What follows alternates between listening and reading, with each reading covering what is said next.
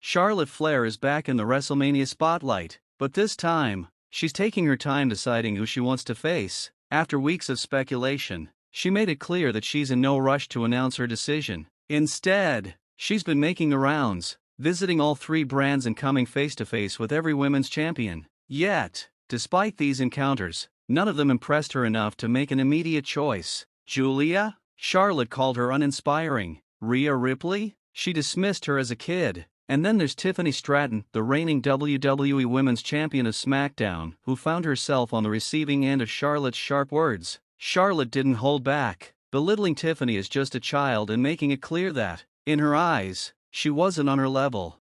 But if Charlotte was expecting Tiffany to cower in fear, she was mistaken. Tiffany Stratton stepped up, making her case for why Charlotte should choose her as her WrestleMania opponent. She admitted that she had always admired Charlotte and that she even understood why people constantly compared them. But Tiffany is tired of the comparisons. She doesn't want to be known as the next Charlotte Flair, she wants to be known as the first Tiffany Stratton. For Tiffany, this match isn't just about defending her title, it's about proving to everyone that she isn't just riding on hype. She wants to establish herself as a top star in her own right, separate from Charlotte's legacy. But Charlotte? She wasn't interested. She scoffed at Tiffany's challenge and took things a step further by saying that if Tiffany really wanted this match, she would have to get down on her hands and knees and beg for it. That moment changed everything. The crowd reaction spoke volumes. Charlotte Flair has always been a polarizing figure, but at this moment, it became clear that she wasn't looking to be a hero in this story. She exuded arrogance, carrying herself as though she was above the entire division. She made it clear that she didn't respect Tiffany as a champion. That kind of attitude makes her dangerous. Charlotte's character right now is in an interesting place. She's not a full-blown villain, but she's definitely not a traditional babyface either. She's a tweener, someone who doesn't care about being cheered or booed. She even said it herself in this very promo. "I don't care if you cheer or boo, all I hear is money." This mindset makes her one of the most unpredictable competitors heading into WrestleMania. She isn't playing by the usual rules of fan expectations. She's here to do what she wants, when she wants, and she doesn't care who likes it.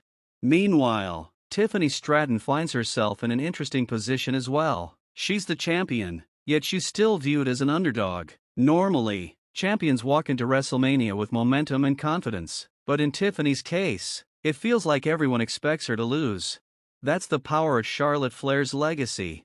Charlotte is a 14-time world champion. She's been in the biggest matches on the biggest stages. She's defeated the best of the best. Tiffany, on the other hand, is still in the early years of her main roster career. She won the title via Money in the Bank cash-in, which means she didn't climb the ranks to earn a title shot the traditional way. That fact alone makes some fans question her credibility as champion.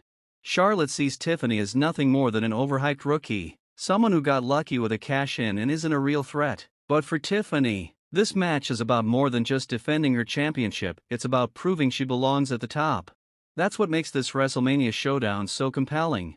Just when it seemed like Charlotte versus Tiffany was being set in stone, Nia Jax entered the picture.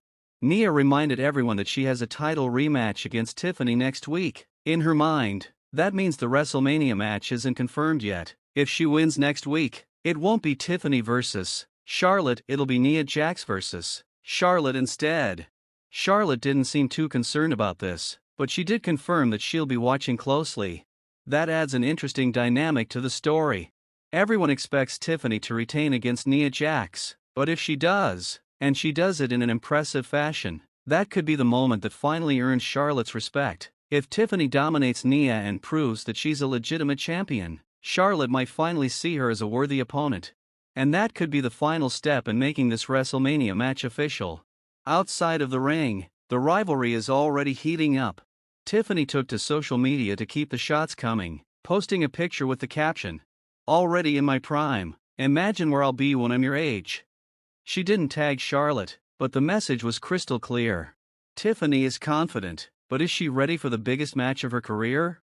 Everything about this feud is building toward a major WrestleMania moment. On one side, you have Charlotte Flair, the veteran, the self-proclaimed queen of the division, the woman who believes she is untouchable. On the other side, you have Tiffany Stratton, the young champion who is trying to carve out her own path and prove that she isn't just a flash in the pan. But despite being champion, Tiffany still feels like the underdog. No one expects her to walk out of WrestleMania with the title still around her waist. The odds are stacked against her. Charlotte has the experience, the accolades, and the confidence. But Tiffany? She has something to prove. That's what makes this match so intriguing. Will Tiffany shock the world and cement her legacy by defeating Charlotte Flair? Or will Charlotte once again prove why she's the queen and capture her 15th world title? The WrestleMania spotlight is waiting, and soon, the world will find out who truly deserves it.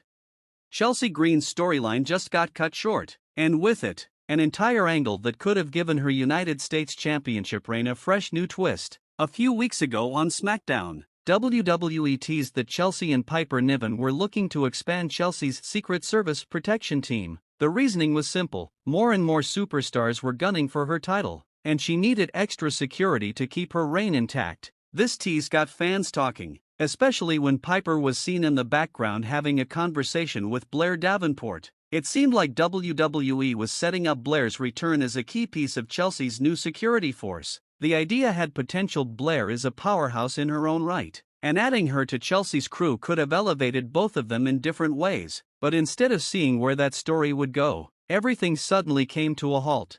Blair Davenport's release from WWE shocked the community. It wasn't just about another talent being let go, it was about the way she was handled. Blair had a strong run in NXT, proving herself as one of the division's top competitors. She got her main roster call-up, which should have been the next step in her rise, but instead, she was barely given any direction.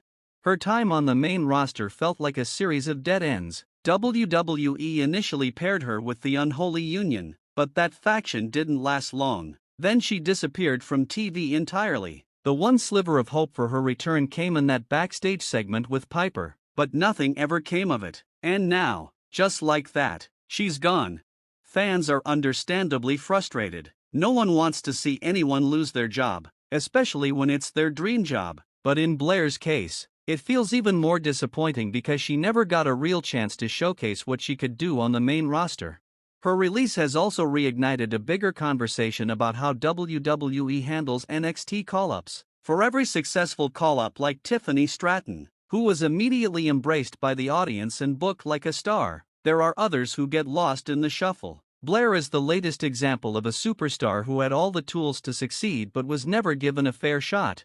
And that's what makes main roster call-ups such a gamble. It's supposed to be a career-changing moment, the ultimate goal for any NXT talent, but instead of being a guaranteed success, it's a massive risk. Some superstars thrive, while others find themselves directionless and ultimately released.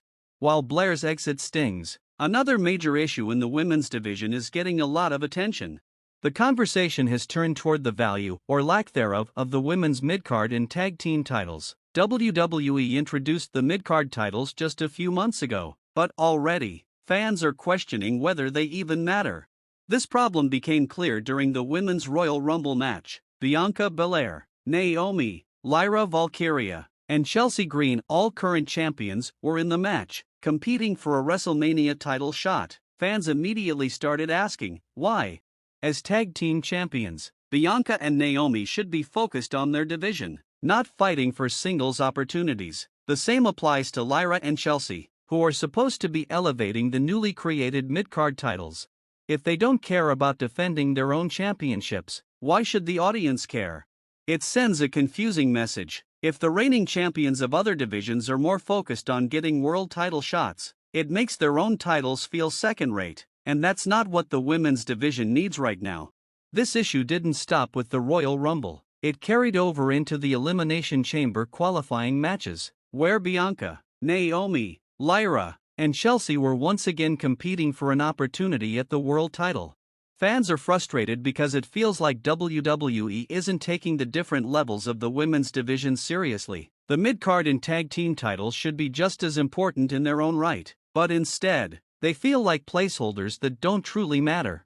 This is especially ironic considering what happened in 2022 with Sasha Banks, Mercedes Moné, and Naomi. One of the rumored reasons for their walkout was that WWE wasn't respecting their reign as tag team champions. They were reportedly frustrated that they were being put in singles title programs instead of being allowed to build up the tag division.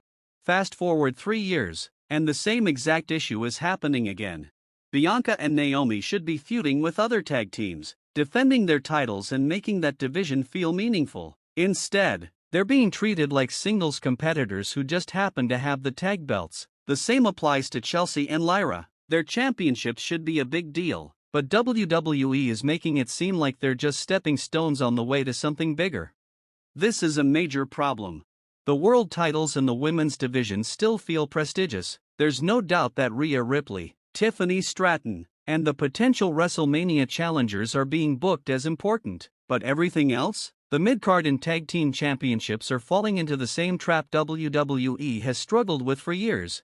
When those titles aren't given the respect they deserve, it devalues the entire women's division. It creates an uneven playing field where only the world titles matter, and everything else feels like an afterthought. Fans have been vocal about this issue, and they're making strong points. WWE went through the effort of creating a mid-card scene for the women's division, something that had been missing for years, but if they don't follow through and actually treat those championships as valuable, then what was the point?